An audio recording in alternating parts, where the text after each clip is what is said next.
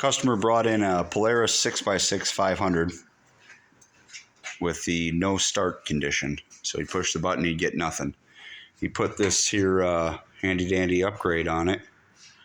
And after tracing the wires back a little bit, I discovered this here issue right here. This was touching the frame. I don't think that's making good contact.